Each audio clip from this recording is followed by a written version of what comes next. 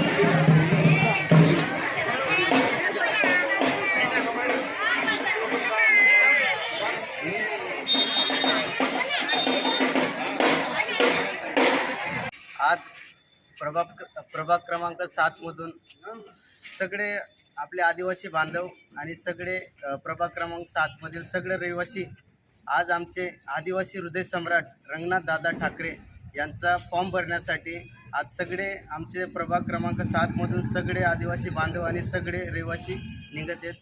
धन्यवाद. अनुसूचित जाती महिलांसाठी माझी पत्नी कल्पना मुकेश खरात यांनी राष्ट्रवादी काँग्रेस पार्टी या पक्षाकडून उमेदवारी अर्ज भरलेला आहे.